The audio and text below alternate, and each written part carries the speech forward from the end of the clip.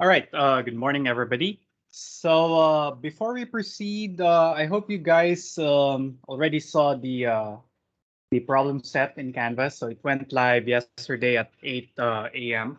So please take a look at the instructions carefully. In particular, I decided to reduce the number of problems that you need to submit. There are four numbered problems in the problem set. Okay, yung number one ay required nyong gawin. So, no choice kayo kundi magsulat ng essay yun sa problem number one. But you only need to choose two more problems from problems two, three, and four. So, bale, tatlo lang yung isasubmit nyo. Number one, and your choice among the remaining items. So, I decided na bawasan siya para makabawas dun sa mga kailangan nyong gawin kasi I realized na baka lahat ng math subjects nyo or lahat ng subjects nyo ay naghabol bago mag-reading break. So just to give you, just to at least reduce the number of work you need to do by a little bit, even a little bit, before you enter the um, the reading break. Okay. So I hope that's fine with you. And with that, I made some changes in the incentives. So yung bonus para dun sa dun sa consent and declaration form, nilipat ko na lang siya sa lab exers kasi ma-offset niya yung sa problem set kasi yung problem set over 30 na lang and it's quite big for me to give you an incentive of 5 over 30. So, inilipat ko na lang siya. Pero I hope you don't mind. Anyway, bonus lang naman siya, so prerogative ko siya. So I can unilaterally decide on that. Okay? But again, please make sure to submit your work in Canvas by November 1st, right before midnight. And then if you finish early at a particular problem, so feel free to upload it para pag nagka-time ako, pwede ko na siyang gradean as soon as I receive it. So medyo tumatambak na yung kailangan kong checkan kasi marami akong lectures na hawak this semester. And almost lahat sila sabay-sabay yung problem set. Okay? But anyway, so I hope that's fine with you. So let's try to finish today this particular module about the basics of numerical differentiation. And I guess we stop at example 6.2, where we derive a 3-point backward formula of order 2. Okay. Now, I hope tandaan niyo pa rin yung general steps in order to derive a finite difference formula for the derivative of a function, right? So, lagi tayo nag-start sa Taylor's theorem. Tapos tinitingnan natin ano yung mga points na kailangan nating gamitin para dun sa formula. Pag sinabing 3-point backward, 3-point forward, so kailangan alam natin kung ano yung i-expand natin using yung Taylor's formula. Okay? And then yung order ng formula, siya yung nagsasabi anong power or kasing bilis ng anong power ni H, nagzi-zero dapat yung error. So it depends on, dapat ma-identify nyo rin hanggang saang term nung Taylor series expansion yung i-consider natin. And then right after that, you need to know which term should go or which term should be eliminated. Okay? So we will use that as a springboard in order to answer example 6.3. In example 6.3, we are asked to obtain a 5-point centered formula of order 4. So 5-point centered formula, so ibig sabihin, ito yung kailangan natin na data points. Kailangan ko yung, of course, kukunin ko yung function value ay yung approximate para kay f prime of x. So gagamitin ko definitely si x dun sa formula. And then dahil 5-point centered, dapat si x yung center nung 5 points na gagamitin natin. So I'll need to move 2 steps forward and 2 steps backward to get a total of 5 points, including x, and x lies in the middle. So kailangan ko yung x plus h, tapos yung x plus 2h, tapos para si x ay yung nasa center, I'll go 2 steps backward. So I will use x minus h and x minus 2h.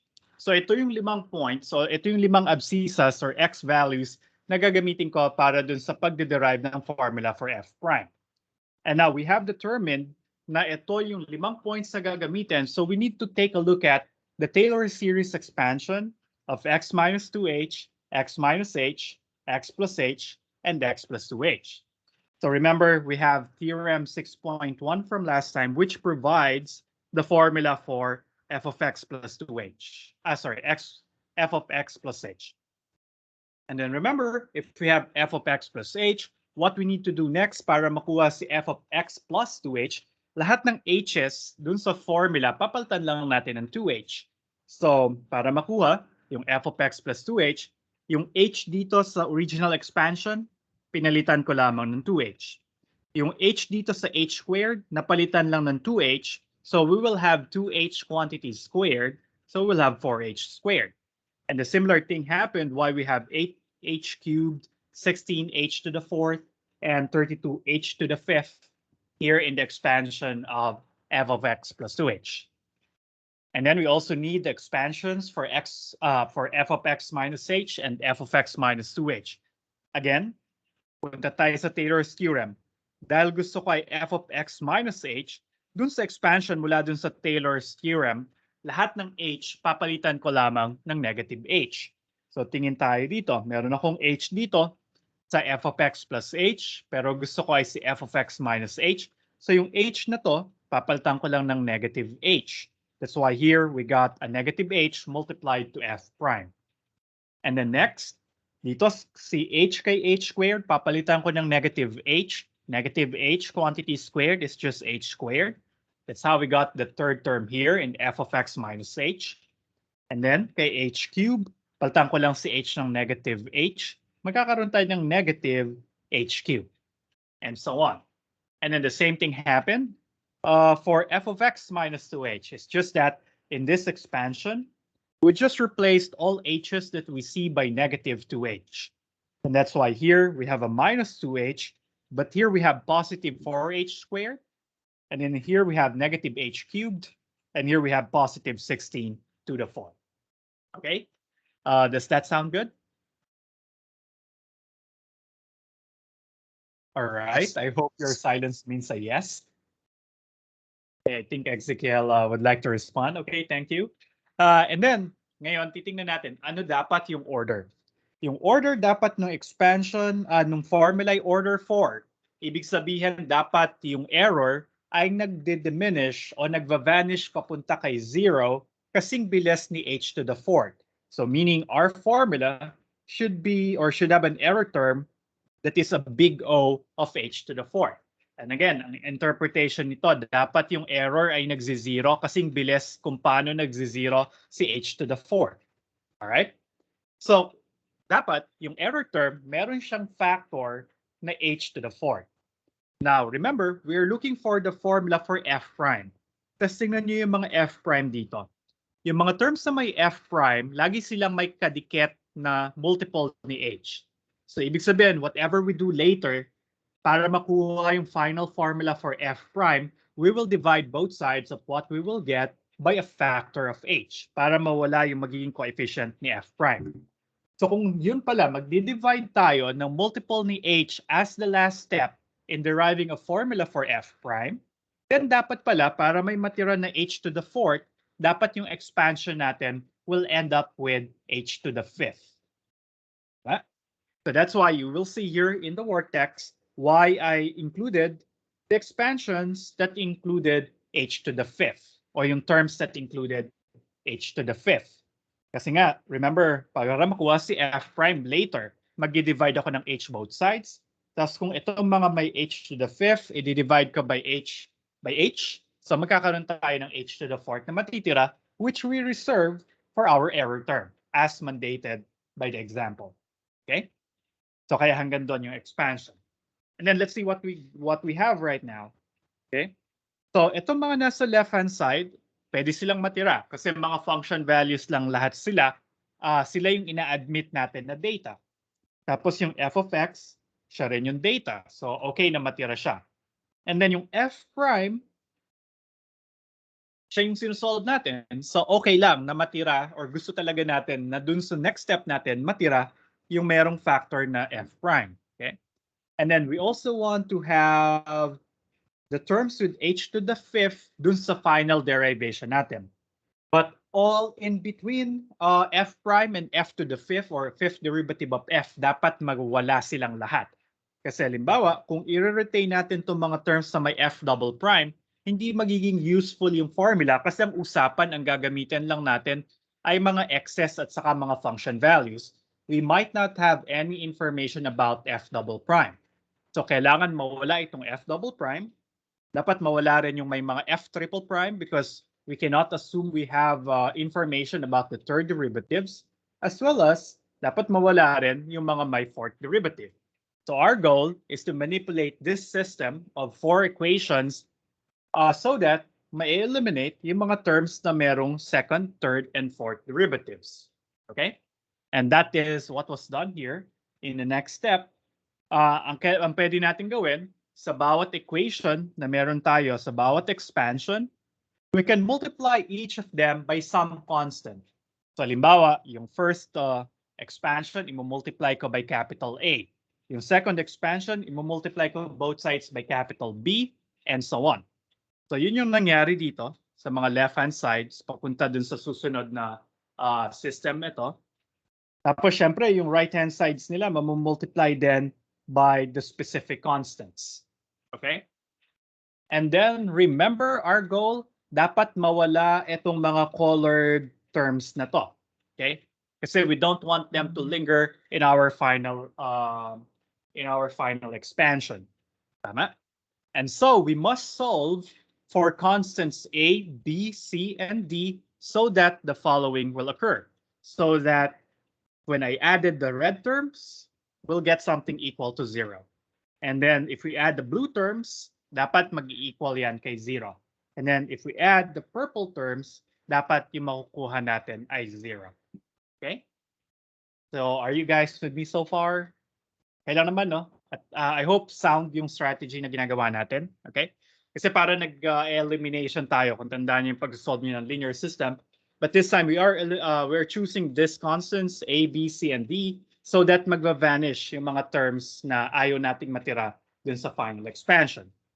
And again, we want to set the sum of the red terms to equal to 0, sum of the blue terms to equal 0, and then the sum of the purple terms to be equal to 0. Okay? And with that, ito yung makukuha nating system of equation, which is equation. Hindi ko siya pinangalanan, pero tingnan natin. Tawagin natin siyang equation star for easy reference. Okay? So let's see how this was derived. So kung makikita nyo, yung mga red terms na halimbawa, yung mga red terms, meron silang common factor. Common factors. Pare-pareha silang may h square, pangit yung highlighter ko. Gawin natin yellow. Pare-pareha silang meron ito. Meron silang h squared f double prime of x all over 2 factorial. Okay? So yun yung common terms nila. So pag in-add ko sila, pwede ko ma-factor out yung h squared f double prime of x over 2 factorial. And these are arbitrary values. We don't know what they are or what their actual values are, but we know all of the terms will possess those factors. So it boils down to having 4a plus b plus c plus 4d equal to 0. Kasi pag nag-0 yung sum na yon, mamumultiply siya by h squared f double prime of x all over 2 factorial, equal pa rin siya kay 0. And that's how we got the first line in equation or in system star. The same manner, we look at the blue terms. We want negative 8a minus b plus c plus 8d to be equal to 0. Because if that will happen, the sum of the blue terms will go to 0. And a similar thing will happen for the purple terms. Okay? So essentially, it boils down to choosing the constants A, B, C, and D so that they will satisfy the system star. Okay? Kaya lang, anong mapapansin natin kay system star? Ilan ang unknowns, ilan ang equations. So kay system star, meron tayong 4 na unknowns, A, B, C, and D, but we only have 3 equations. So we have more unknowns than equations, so underdetermined yung system. So dahil mas marami yung unknowns kaysa sa equations, this system of equation will have infinitely many solutions.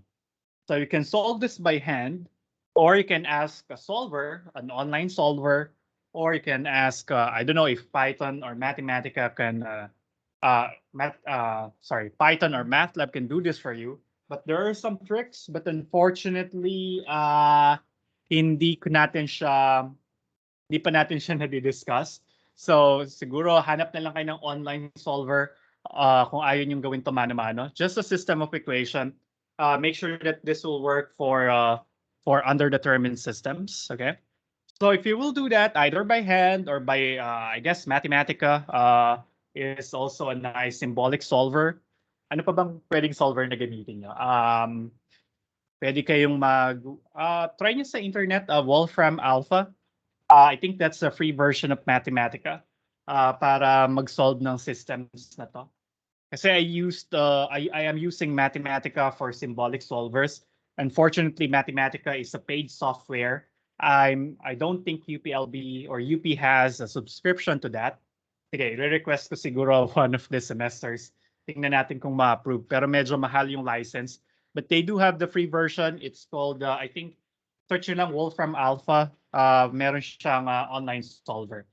Or there would be, there are, I know, a myriad of different online solvers that can help you with this. You are allowed to do that. Take advantage of all of the resources open to you kasi hindi naman point ng 174 na mag-solve ng system na to, or at least for this particular topic ang main goal natin ay makapag-derive ng differentiation formula. So as much as possible, yun lang yung gusto kong gawin nyo mano-mano or gawin nyo with extreme details. All other incidentals, pwede kayong gumamit ng online solvers. So, and that's what I did to solve equation star. And apparently, the solution will always take this form. Meron akong infinitely many quadruples that will satisfy equation star. And in general, those quadruples will follow this form. First value is A, the value of B. So ito yung value ni A, which could be arbitrary. So free variable si A. Pili kayo ng kahit anong A na real number. That will work fine as the value of A. And then once you have chosen A, you can choose B to be -8, to be -8A. And then C can be chosen to be 8A. And then D should be chosen so that D is equal to -A. So dito, free variable si A, magbigay kayo ng value kahit anong real number for capital A. Then, of course, you will get a quadruple that will satisfy double star. Though yun pala, a little tiny detail here. Though I said here you can choose A to be any real number, but choosing A equals 0 doesn't make any sense. Of course, when you choose A equals 0, makukuha nyo ay quadruple na puro 0. And if you plug in yung quadruple na puro 0 sa equation star, you will get an identity. Okay? So, ibig sabihin, solution talaga ng systems is 0, 0, 0, 0. Pero, magme-make sense ba yung choice na puro 0 yung coefficients? It won't, because ibig sabihin, magzi-0 lang to, tapos magzi-0 lang yung lahat ng right-hand side. When we add them up, we will get 0 equals 0, which is an identity, but that won't help us at all. Okay? So, pili kayo ng ibang A aside from 0, because 0 will not make any sense. Okay? So I guess in this example, I chose A to be equal to 1. So I chose A equals 1. So therefore, B is -8, C is +8, and D is -1. And then if we plug those values in here, okay, so plug ko yung mga values ni A, B, C, and D na gusto ko dito sa apat na equation na to. And then I will add their corresponding sides. We will get the following. Ito yung sum ng mga right-hand sides after the multiplication by their respective constant factors. Tapos ito yung matitira dun sa right-hand side. And as expected, as we designed, as we hoped for, nawala yung may mga F double prime, F triple prime, and F quadruple prime. Ang natira lamang sa kanan ay yung may F prime at saka yung may fifth derivative. Unfortunately, collateral damage si f of x. Na-cancel din yung may term na f of x. But that's fine. Actually, that will alleviate our process a little bit kasi hindi pala natin kailangan si f of x doon sa final formula para kay f prime. Okay? So okay lang na mawala siya. I-consider pa rin natin ito na 5-point centered formula. Kahit 4 lang talaga yung points na gagamitin natin sa formula, x minus 2h, x minus h, x plus h, x plus 2h, naging collateral damage kasi si f of x dun sa derivation. Okay? Now, going back here, we want 12h f prime to be isolated to one side. So itong mga terms na to, ililipat natin dun sa kaliwa. Flip the equation, we'll get this. Then we divide both sides by 12h. Kasi 12h yung coefficient ni f prime. To get this formula or this approximation for f prime. And then itong supposedly, okay. So ito yung f to the fifth. Makikita nyo, as also we hope for, meron na lamang siyang h to the fourth. And again, we want that because we want the error to be of order h to the fourth. Okay?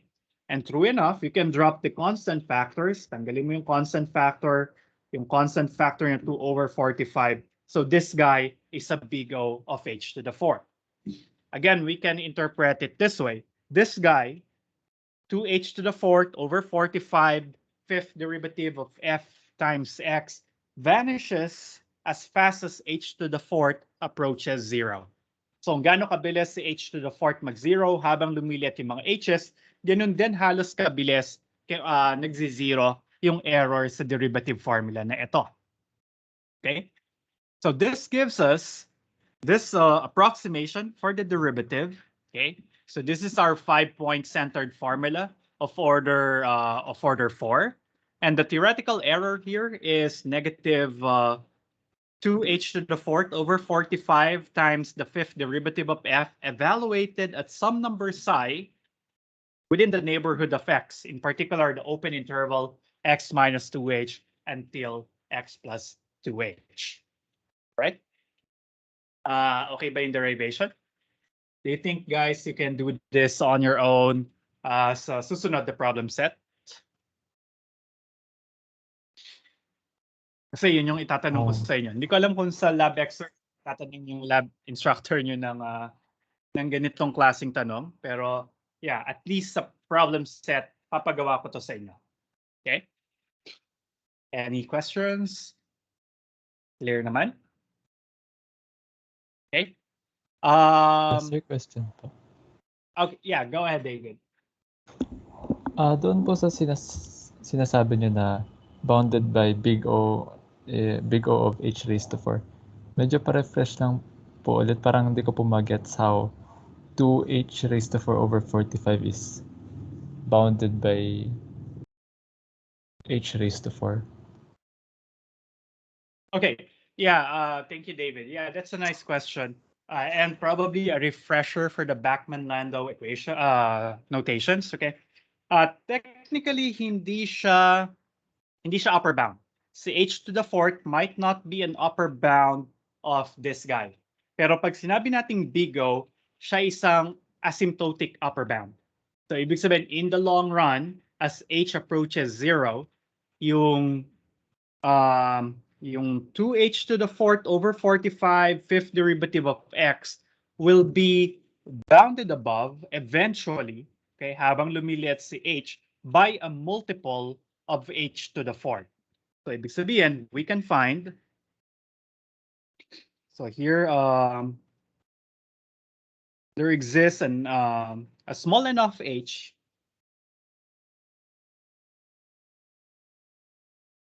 such that okay, balikan natin yung Bachman-Landau. Kailan nga siya nagiging big O of h to the fourth? There will exist a small enough h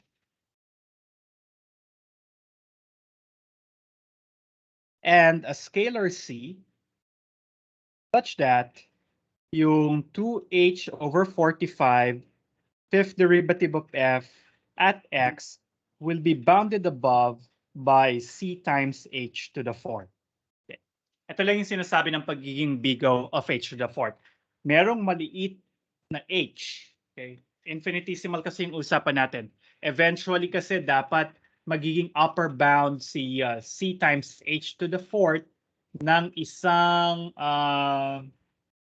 ng isang multiple ni h to the ng isang multiple ni h to the fourth.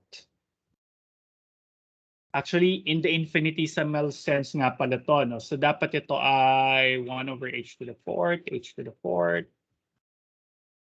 Mhm.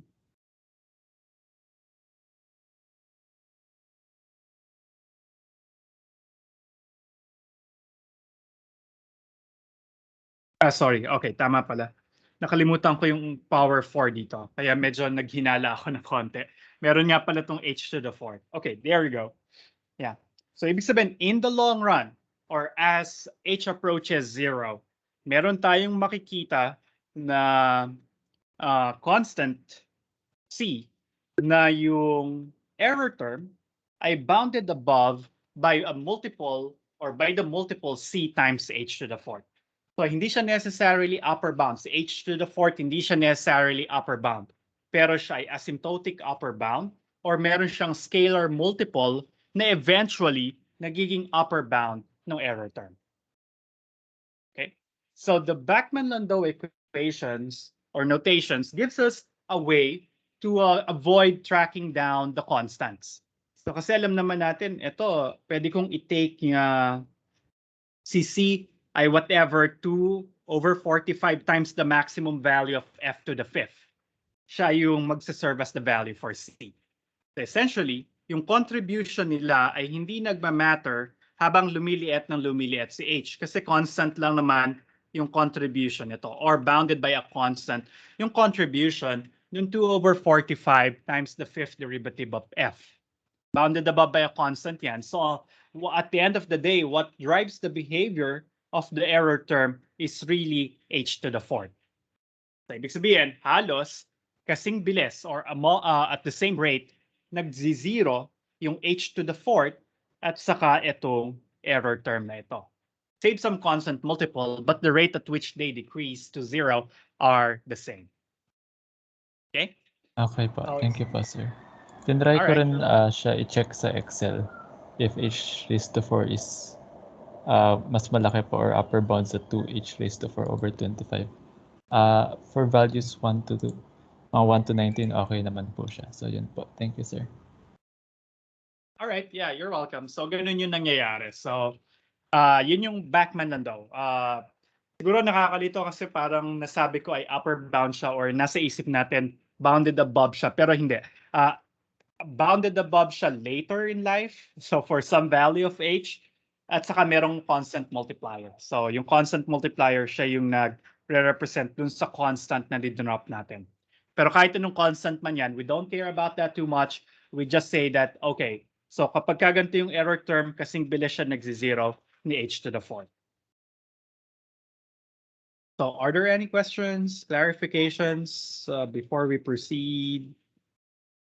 Oh, just one additional thing before we leave example 6.3. I mentioned I chose A arbitrarily here to be equal to 1.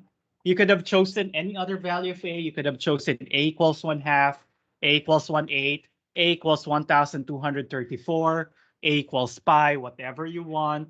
But essentially, we'll get different formulas. Okay? Posible magkakaiba tayo ng f prime pero lahat sila ay big O of h to the fourth. Ibig sabihin, yung error nila ay kasing bilis mag-zero ni h to the fourth. Okay? So kaya posible mag-iba-iba tayo talaga ng sagot. Alright. So we have at least 3 examples of how to derive numerical differentiation formulas. So let's see them in action. So let's look at example 6.4. In this example, we're looking at how these formulas will work or tingnan natin kung gaano nga ba sila kabibilis mag-converge dun sa actual value ng derivative with respect to decreasing increments for the value of h. So for instance, gamitin natin yung mga formulas natin na nanggaling kay example 1 hanggang kay example 3 at tingnan natin ano yung behavior ng pag-approximate nila kay f prime of 1, supposing that f of x is equal to e to the x.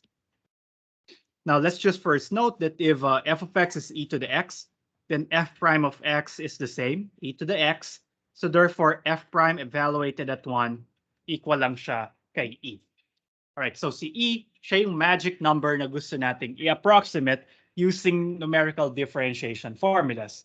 You might think na, sir, ang corny naman ng example, kaya nating computein yung derivative exactly. Pero this example is just to illustrate kung gaano nga ba kabilis or ano yung level of convergence o ano yung behavior ng mga approximation na nakukuha natin mula dun sa tatlong formulas na derive natin so far. So let's do it in Excel. So share ko yung Excel window ko rito. And let's try to work on it. Hopefully you're seeing my Excel screen right now. So gamitin muna natin okay, thank you. So siguro gamitin natin yung lagay ko dito si H. Tinatry kong i-recreate yung spreadsheet dun sa example 6.4. So ito yung value ni H. Tapos mag-start tayo diba sa 1. Okay. Kasi ito yung gusto nating i-approximate kuna ng derivative value. Kasi let's do the forward formula. Okay. In the forward formula, tapos gamitan natin siya muna ng h equal kay 0.1. Okay. So ibig sabihin, lipat ko lang to dito. Ito yung mga x's na ginagamit natin. Okay. So forward formula, so mula kay x, magdadagdag ako ng isang h. Okay. Tapos dun sa previous value, magdadagdag uli ako ng isa pang h. So meaning nagpunta ako mula kay 1, I move forward using the step size 0.1. So for this particular formula, we'll be using the function values at 1, 1.1, and 1.2. Okay. Tapos compute natin yung f of x. F of x is just e raised to whatever the x value we have. Okay. So don't worry, kay Excel naman, kahit konti lang ipakita niyang decimal digits ay ginagamit niya yung full precision sa bawat calculation. So here just how do you call it?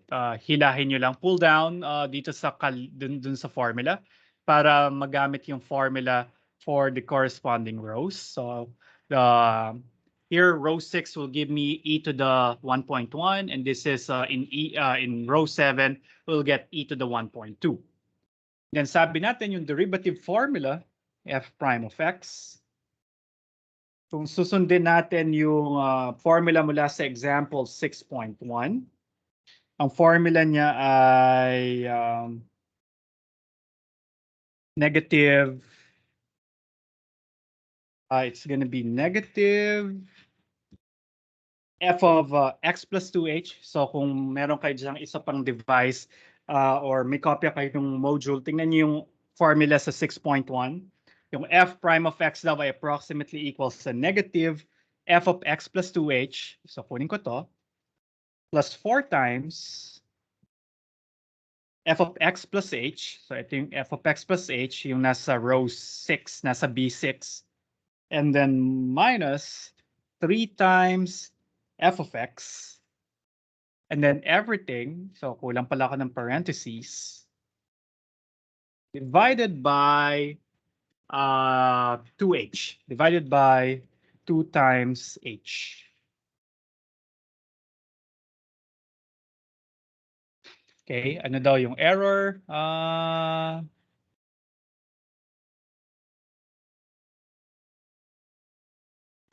Sir, mali po ata yung nagamit yun dun sa H. Okay, yeah, mali nakuha kong, thank you, mali nakuha kong cell. Dapat si B3 pala siya. Thank you. So yan, ito yung approximate natin para sa derivative, right? Tapos kunin natin yung relative error. Relative error. Kasi yung relative error, siya yung nagbibigay sa atin ng mas magandang idea kung gaano kalaki yung error. So we know the actual value. So kunin lang natin yung absolute value ng approximate value minus the actual value. Ang actual value niya ay e to the 1, right? So exp to the 1 will give us e. Tapos divided by the absolute value of the number we are approximating. So yun yung relative error. So exp of 1, okay? So meaning, yung error para dito sa formula na to ay around, or using the 3-point forward formula, is around 0.36%. Okay? So tingnan natin kung ano yung mangyayari pag pinaliit natin yung h. So copy-paste ko lang ito dito. Okay? So pag yung h, baguhin natin, gawin natin 0.1, oh sorry, 0.01, expected natin na gumanda yung error, right? Kasi yung error term sa formula number 1 ay big O ni h squared. So ibig sabihin, mas maliit na h, mas maganda dapat yung approximation. So here I'm going to change h to 0.01. I'll hit enter. Automatic mag-update naman yung formula, and you see the big drop in the relative error. The relative error now is about 0.0034%. And does it make sense? By how many orders did we decrease h? So si h, dinivide lang natin by 10. Tama? So dinivide natin si h by 10. So ang formula na to ay big O of h squared. So a decrease of 10 times kay h will result to a decrease of about 100 times kay h squared. And you will see that the relative error indeed reflects that, nabawasan ng 100 times o na-divide by 100 yung relative error. Kasi nga yung h na-divide by 10, pero yung formula natin ay kasing bilis nagsi-zero ni h squared. So kung dinivide natin si h by 10, si h squared ay madi-divide by 100. So therefore, the relative error should also decrease 100 times over. And that's what we observe here in the relative error. Okay? So does that make sense, guys? Sige, paglaruan pa natin to. Let's try decreasing it further to 0.001. So kung makita niyo yung relative error, medyo super liit niya na. Damihan natin yung decimal digits para makita natin yung actual value. So here, from the original 0.1, we divided our step size by 100 times. So kung 100 times siyang na-divide natin by 100 yung h squared madi-divide ng 100 squared, which is what? 10,000 nga ba? Tama ba? 10,000? Okay. So kung makikita nyo, yung relative error, nabawasan rin ng apat na decimal digits. Okay. Coming from the relative error from h. So we see here now, it seems that decreasing h will give us better and better approximations. Okay. Tingnan nga natin kung magkakaproblema tayo dito. Halimbawa, gawin ko itong 10 to the 10th, 10 to the negative 10. Okay. Kung makikita nyo, kung yung h naman, ginawa akong 10 to the negative 10, napakaliit na ni h, parang hindi na nag-improve yung error. Tama? Kanina yung error, control Z ko lang, meron siyang 1, 2, 3, 4, apat na zeros before the decimal place. Pero kapag pinaliit ko pa si h, super liit, 10 to the negative 10, tingnan nyo yung error, lumaki pa siya, naging 3 na lang yung zeros in front of the decimal point. Okay? So this means na hindi na na-satisfy yung theoretical error. So ibig sabihin, may ibang nag-contribute dun sa error. Kasi ina-expect natin, mas maliit na h, mas maliit dapat yung error. So we will investigate this phenomenon later. Bakit ganun yung nangyayari? Kapag si h ay super liit, OA sa pagiging maliit si h, parang hindi na nasa-satisfy yung theoretical error. So there might be some other causes for this large error, or why the error didn't behave like we expected. Kasi expected natin dapat yung error mababawasan din by so many decimal digits, right? Kasi ito, halos na-divide natin by 10 to the 10th yung original step size. So dapat madi-divide by 10 to the 20 yung relative error, but no, mas lumaki pa nga siya. So there is other sources of error that influence this result, pero saka na natin siya tingnan, okay? So just put at the back of your minds, minsan pala hindi rin maganda na super liit si h. Kahit yun yung dinidikta ng theoretical error bound. Okay? Now you can do the same thing for the other formulas. Perhaps let's do the 5-point centered formula. Yung backward, konti lang naman yung adjustment na gagawin niyo for this. Try to recreate the backward formula or the results from the backward formula. So nasa figure 6.2 naman yung mga values na yon. So ang gagamitin natin yung backward formula na ginawa natin, kadi-derive lang natin ngayon. So meron pa rin akong h value, meron akong x, meron akong f of x dito. Okay. So in-approximate pa rin natin si f of 1. So we'll have 1 there. And then it's a 5-point centered formula. So siguro mas okay na i-center ko si 1. Tapos ang step size natin halimbawa ay 0.1. So to get the next one, I'll get 1 minus h. Susunod ay 1 yung center, minus 2 times h. Get this. And then to get the two forward x values, we'll add h to x. And then the next one, we'll add 2h to x. So ito yung mga abscissas na gagamitin natin. Compute natin yung mga function values nila. Okay. This would be exponential ng x. And then drag the formula to get all the function values. And then para makuha si f prime,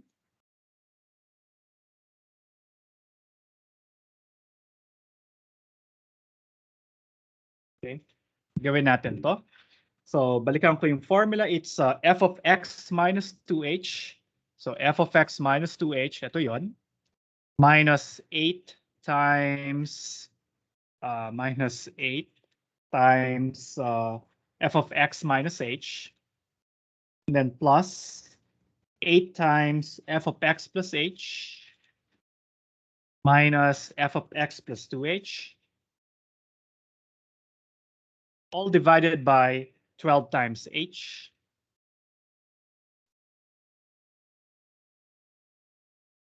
And this is our approximate for the derivative. And then we compute the relative error. Ito yung relative error niya, 0.0003%. And if we compare this to what we got from the forward formula, parehas lang naman yung step size, parehas 0.1. Pero yung relative error dito ay almost how many times smaller? It's about 100 times smaller or 1,000 times smaller, right? So from 0.35, naging 0.0003% siya. And it is expected because the forward formula we used is of order h squared. So kasing bilis siya mag-zero ni h squared. Pero yung 5-point centered formula ay kasing bilis mag-zero ni h to the fourth. So mas mabilis yung convergence ng 5-point centered formula. Kasi dinesign natin siya to be of order big O of h to the fourth. And true enough, if we will recompute this guys, but this time a smaller increment, say 0.1, papansin nyo, ito na yung relative error. Okay. So you see how many decimal digits yung nawala. So dun sa 0.1, tatlo yung decimal digits in front of tatlo yung zeros in front of the decimal point. Dito sa 0.01, ilan? 1, 2, 3, 4, 5, 6, 7. So 7, nadagdagan siya ng 4 na decimal digits, which makes sense, or 4 na zeros, because it makes sense. Kasi dito, nagdagdag tayo ng isang zero sa harap ng decimal point. Pero yung formula, siya ay big O of h to the fourth. So ibig sabihin, essentially yung error ay nagkaroon ng extra factor na 10 to the fourth or extra divisor na 10 to the fourth. So that's why we have 4 added zeros in front of the decimal point here para sa relative error. And again, of course, you expect better result if you further reduce the value of h. Halimbawa yung h gawin kong 0.001. Okay, tingnan natin kung kaya pa siya. Okay, and here we go. There's a lot more zeros in front. I am guessing meron na diyang ilan nga dito? 7. I think you will have around 11 zeros in front of the decimal digits here.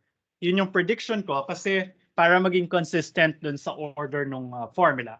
Yung formula ay order h to the fourth. So bawat isang decrease, kada nag-divide ka ng 10 dun sa step size, madi-divide yung error by 10 to the fourth. Okay, so yun yung idea nung convergence. Okay? And then siguro try natin itong palitin pa ng mas maliit.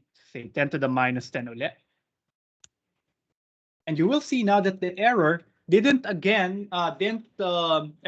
behave like what we expected. Kasi itong error na to ay mas malaki kaysa dun sa error ng 0.01. Again, there might be some anomaly here na hindi base dun sa method. Kasi yung method is designed to be of order h to the fourth. And we expect that as we continually decrease h, dapat nagdi-decrease pa rin na nagdi-decrease yung error. And yet here, yung 10 to the minus 10 na error, na h, nagbigay ng mas malaking relative error. So ano sa tingin nyo? Ano yung dahilan? Pero we're going ahead of ourselves here. Sa ibang module pa natin i-discuss.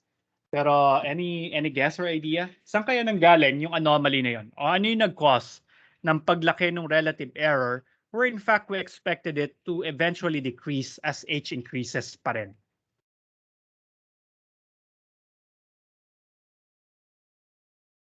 Anyone who would like to take a shot with it? Bakit kaya? Ano yung dahilan? Kasi yung method, dapat mag-work siya, big O of h to the fourth. Bakit kapag sobrang liit na ni h, hindi na siya nag-behave in the way we expected it to behave? Tama naman yung derivation natin, big O of h to the fourth. Pero ano yung nangyari? Bakit kaya hindi nag-behave yung error the way we wanted it to be?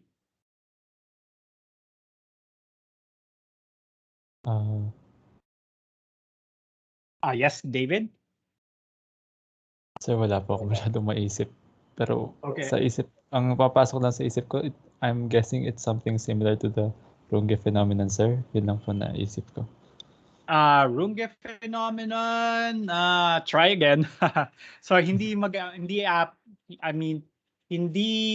magiging epekto yung Runge phenomenon kasi yung error na nanggagaling dun sa Runge phenomenon, dapat na factor in na siya dun sa error ng derivation.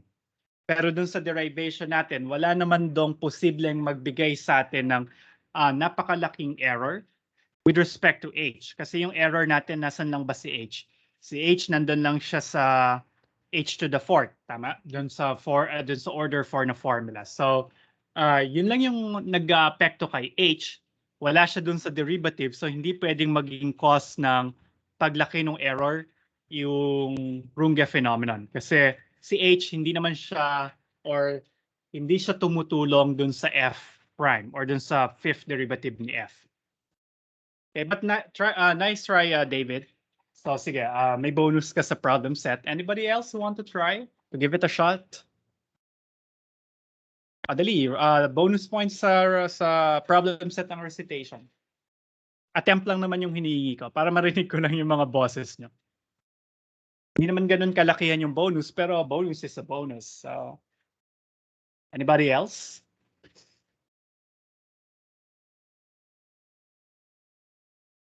Sure, walang gustong mag-attempt? Okay. Kung matatandaan niyo yung discussion natin sa error, ano yung sabi natin ng error? Maraming causes ng error. Human error. Pero discounting human error, ano na lang yung natitira? Theoretical error. Yung theoretical error, ito yung error dun sa pagkaka-derive natin ng formula. And we already accounted for that. Kung dun sa derivation natin, alam na natin yung error term.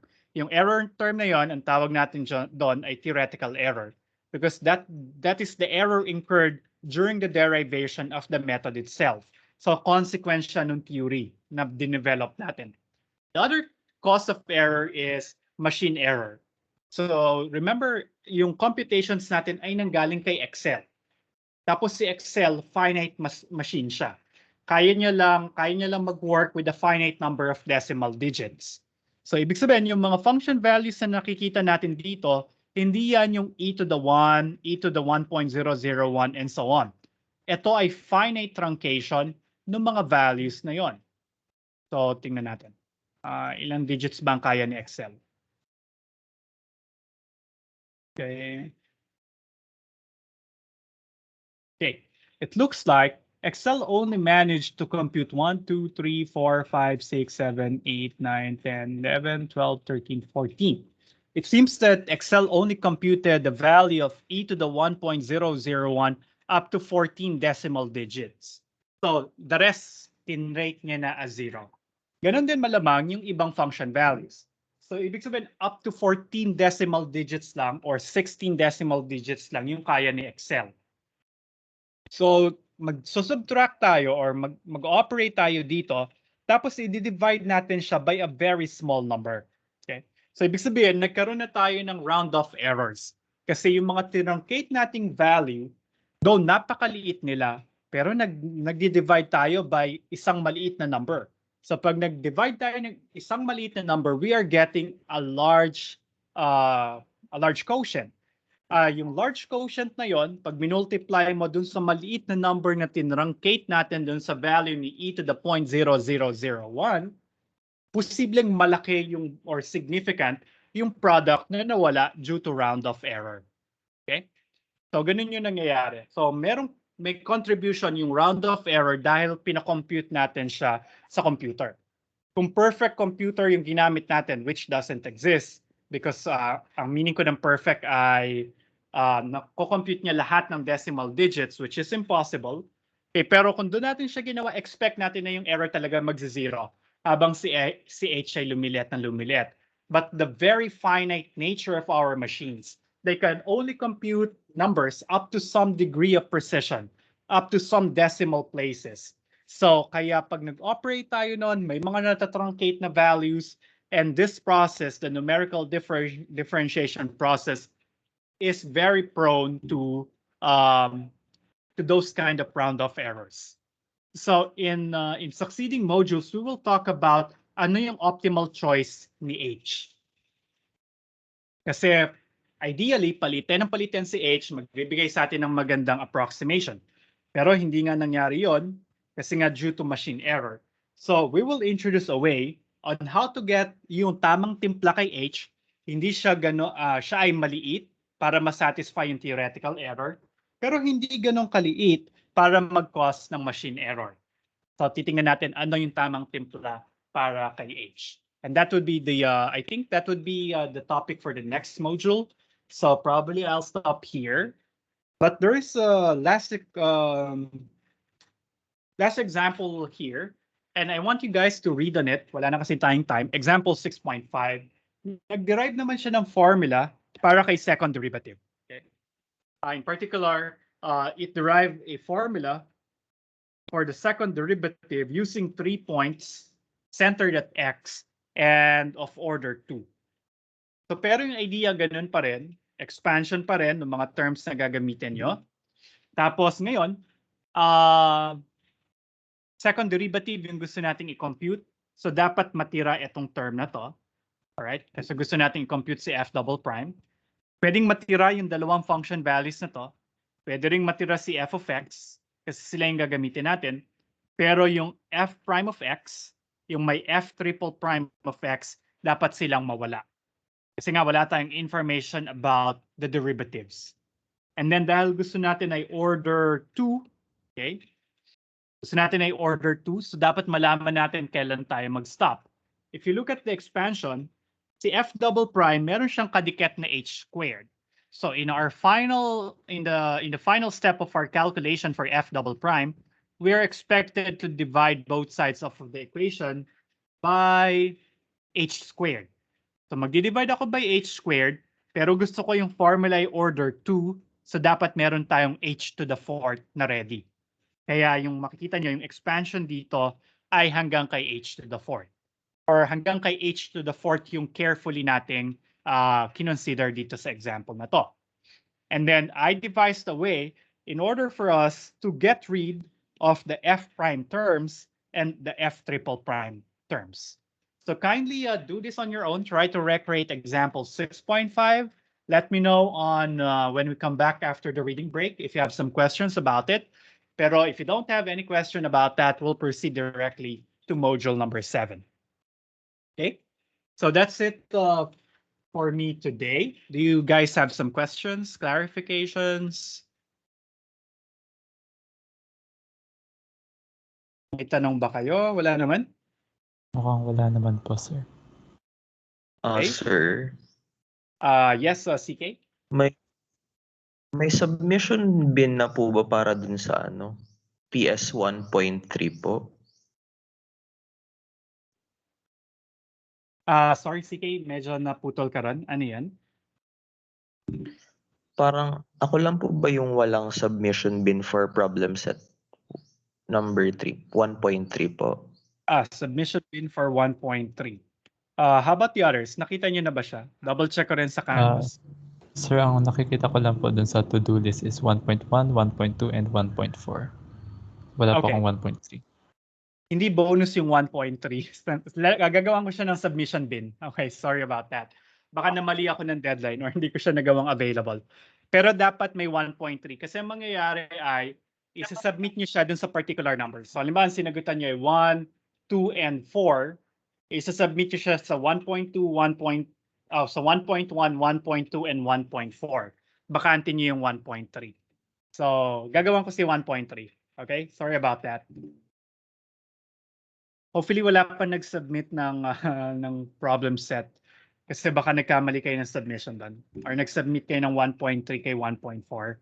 But I'll make a submission bin for 1.3. Okay?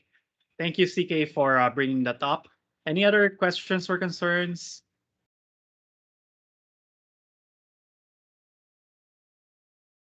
Okay, wala na.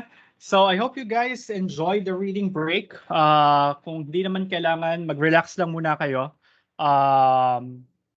Kasi lahat ng paghihirap ay gagawin nyo na bago kayo pumasok ng reading break. So hopefully you find some time to rest during the reading break so that you'll be re-energized and ready for the second half of the semester. Starting on November, kailan tayo magkikita ulit? We'll see each other again on November 9th. So until then, guys, so keep safe and enjoy. Bye, guys. Salamat Thank you po, po, sir. sir.